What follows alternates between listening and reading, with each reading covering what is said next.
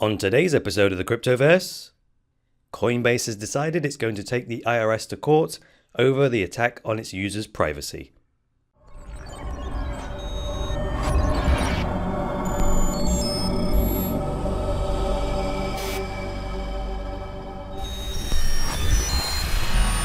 Vaultoro is the one-of-a-kind online exchange where you can trade between gold and Bitcoin. Reserves can be audited online at any time and are protected from confiscation and company failure. Sign up for a free account today by checking out the link in the video description below. Hi there guys, and welcome to the latest episode of the Cryptoverse, your regular dose of news and commentary on Bitcoin, cryptocurrencies and blockchains. I am your host, Chris Coney, and today we're on Croaky Voice Day 2. It's not bad enough for me to not record the Cryptoverse, so let's get on with it. Today we turn once again to the Cointelegraph, cointelegraph.com. This article is by Evander Smart from the 20th of November, entitled Coinbase will take IRS to court over consumer privacy attack. Now, a quick shout out to someone who posted a comment the other day on my YouTube channel. It was on an episode where we dealt with a Cointelegraph article, and they basically said that Cointelegraph stood for counterintelligence, right? So CO, counter, and then IN, intelligence. So they were saying like the Cointelegraph is basically the counterintelligence telegraph, which I thought was clever. I don't think it's true, but I just felt kind of it was clever and that deserved a little shout out. Anyway, the other great thing about Cointelegraph is I think I've mentioned this before, but they do these little cartoon graphics for every single article, these custom graphics. And on this case, you might not be able to see this on the podcast if you're just listening, but there's a little security guy watching people's Bitcoins on a computer screen, and it's a Coinbase tile just sat there acting as a security guy watching the users' Bitcoins. Anyway, the Bitcoin community at large and the internet boards have been abuzz this week over the IRS of the United States launching a privacy attack on the Bitcoin wallet provider Coinbase's users. So the IRS is the Internal Revenue Service, which is the tax authority in America that collects all the taxes, right? So this is actually a follow-up story to something that was aired the other day, but I didn't actually report on it.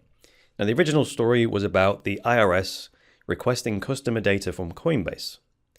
A few days later, which is today, Coinbase has actually decided to fight for its users' privacy, which you might find as a surprise. I've bashed Coinbase a few times because of one of the co-founders is a ex-Goldman Sachs, I think he is. And I don't want, my point in the past has been, I don't want a legacy banking guy with that mindset running one of the biggest companies in the Bitcoin ecosystem. So based on what I read the other day, the original news report said that the thing that Coinbase didn't like was how broad the request was that the IRS made. So if the IRS suspected a particular user were engaging in illegal activity, and then they requested information from Coinbase, Coinbase probably would have been okay with that, right? If it was just a single user and they had a case. But this is the whole privacy versus surveillance debate. So when a government organization like the IRS sends a blanket request for information to a company, well, then they end up getting the private data of a whole load of innocent people. Now, I think that's wrong. The IRS must do some investigation and then have sufficient reason to believe a certain person is engaged in illegal activity. Anyway, in this case, Coinbase are going to defend against the request in court. Good for them and good for their customers. Now, under the heading of protecting customers' privacy, it says this puts Coinbase in an interesting position, like the one Apple Inc. was in last year when the US government wanted a backdoor to the software to access Apple iPhones. Now, I'm sure you remember this one, don't you? I think the FBI retracted their request eventually because they said they'd figured out how to get into the phone of a suspected terrorist, and they figured it out on their own, so they retracted the request for this backdoor, but it caused controversy. And to Apple's credit, Tim Cook was like, no, we're going to fight that in court. We're not putting a backdoor in for the FBI to get into any iPhone because a backdoor is a backdoor. It can be used for good or evil. So no, zero tolerance on that one. And I tend to agree with it, right? So here's a quote from Coinbase. Quote, "Our customers may be aware that the US government filed a civil petition yesterday in a federal court seeking disclosure of all Coinbase's US customers' records over a 3-year period.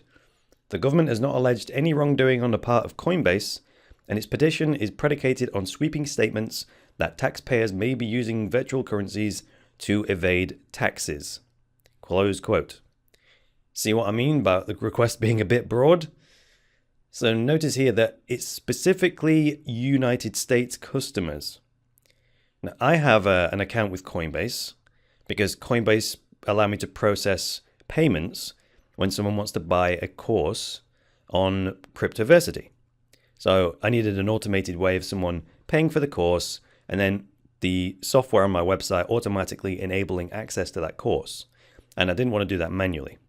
And Coinbase provide merchant tools to automate this, which is why I use Coinbase, right? They're providing that to me as a service. But regarding the broadness of this statement from the IRS being the IRS, their request is based on this premise that Coinbase customers may be using Bitcoin to avoid taxes. Well, that kind of depends.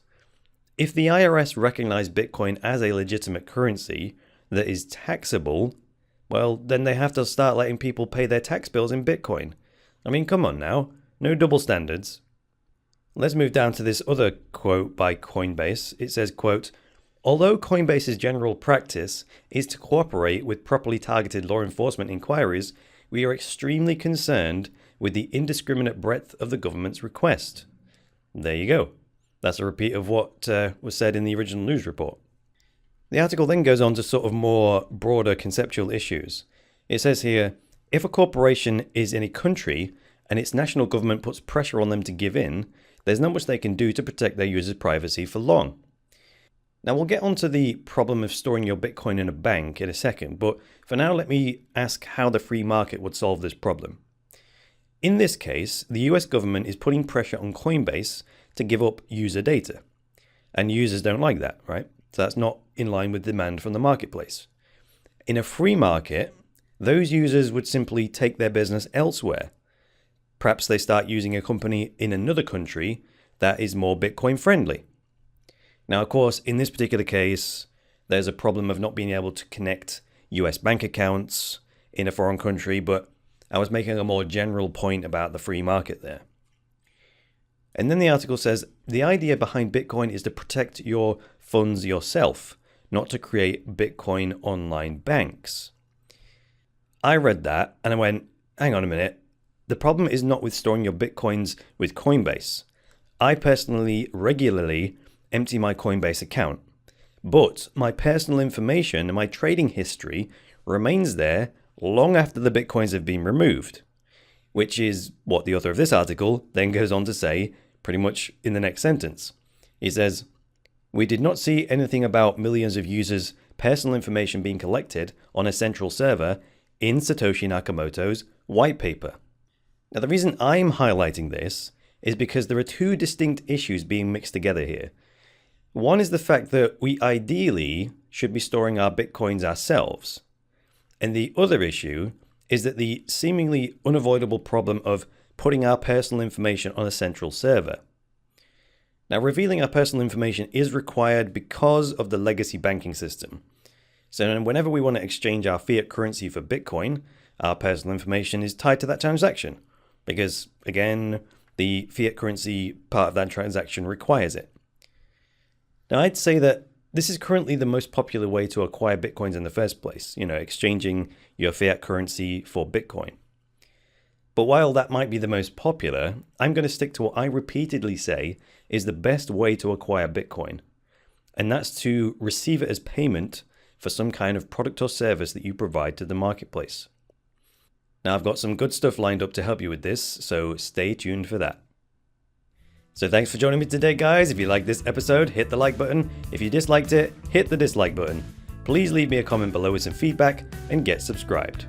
And please support the Cryptoverse and boost cryptocurrency adoption by going to cryptoversity.com/podcast and becoming a patron.